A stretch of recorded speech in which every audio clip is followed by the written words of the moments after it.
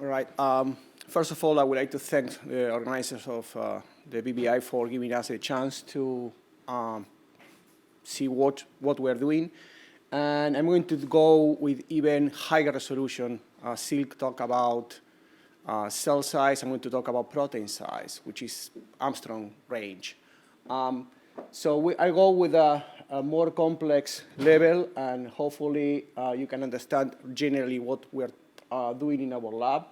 We are interested in understanding how proteins signal from cell surfaces, and more specifically, how these signalings are mediated by lipids. How do you move this forward? I guess this way. Okay. So these are some of the current projects in the lab that involve all these cellular events. And in all cases, the signaling pathways are mediated by lipid-binding proteins. And more specifically, models regions in proteins that associate to lipids, and these associations trigger signaling pathways. So here are some of the proteins. Of course, I have a few minutes. So in order to make it simple, what I'm going to do is describe one of the major projects ongoing in the lab, and that represent pretty much what this picture is about. So I want to talk about proteins that are associated to endosomal protein trafficking. And this is something important for the cell, because cells, what you need to do is, when they don't need proteins at the cell surface, they need to get rid of them. Otherwise, you have uncontrolled cell signaling pathways. In order to do that, cells have different ways to remove proteins from the cell surface. So what my lab is studying is how these proteins are, what are the pathways by which these proteins follow, and how actually these proteins can be degraded in other compartments.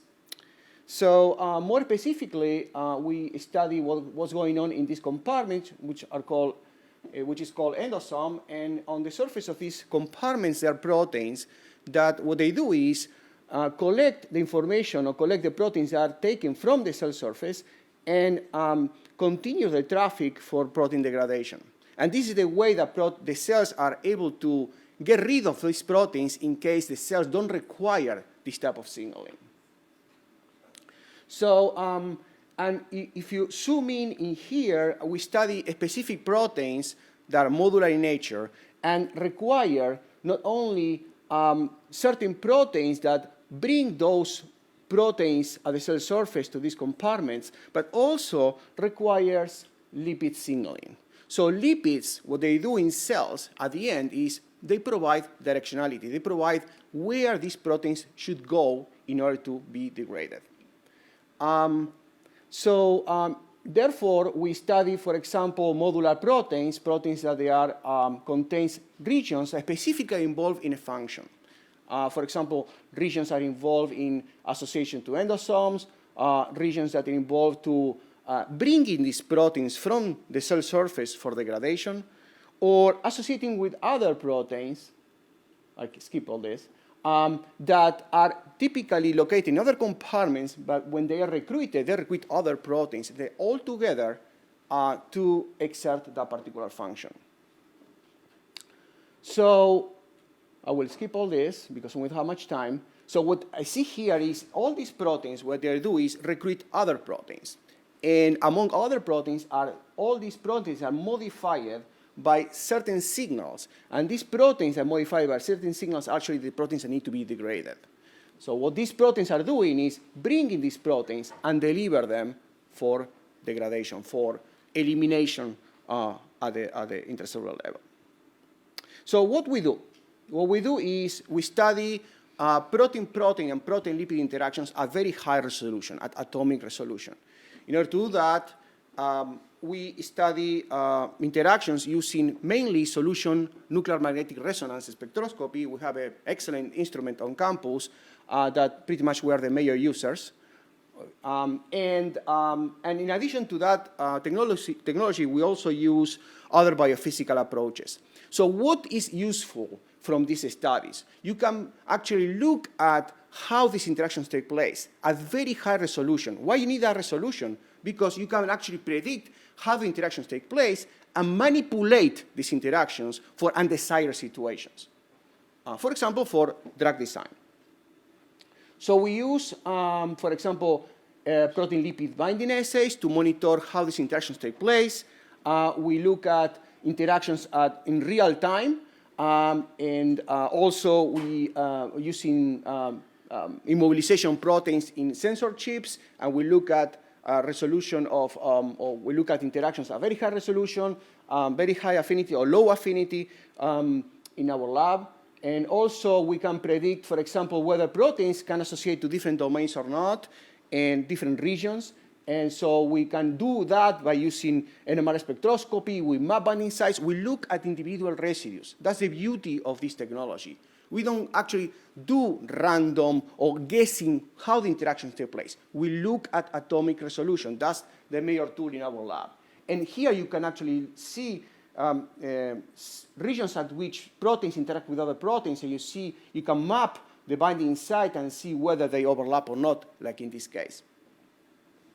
So also we can, because we use NMR spectroscopy, I have a few more minutes left. Okay. We also get the solution structure of proteins, and how useful is this information?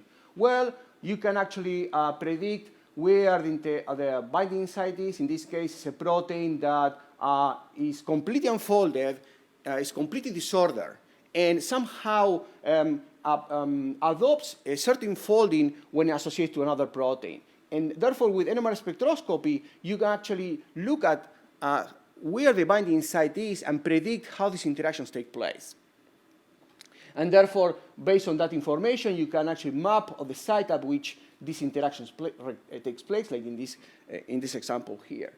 Also, with these associations, because we look at atomic resolution, you can replace the units of these proteins by others. These units are amino acids. And therefore, in this case, for example, we predict that a protein, when associated to another protein, inhibits lipid binding. And this is important because this association is critical for association of these proteins in endosomal compartments. And using the NMR tools, actually you can replace these amino acids by others and abolish that. So with this technology, we can do that. And then based on these interactions, we can actually design models. Like I have a short movie here. This is made by Rachel Robinson, so I appreciate her help on this, in which we can predict how proteins interact with membranes, how these proteins to be degraded contact these proteins, these compartments, and how these proteins are incorporated in these compartments, how other proteins come and rearrange this organization based on our NMR studies and our atomic resolution studies. And with these associations, we can predict how signaling occurs in endosomal compartments. So I will appreciate, I also would like to appreciate the contribution of everyone in my lab. I'm not working with girls only. This is just by random, okay? But this is the girl group, and I'm bringing actually 2 males this semester, so to compensate the ratios. But I appreciate all the work from these students in my lab, collaborators all over the country, and funding for support. Thank you.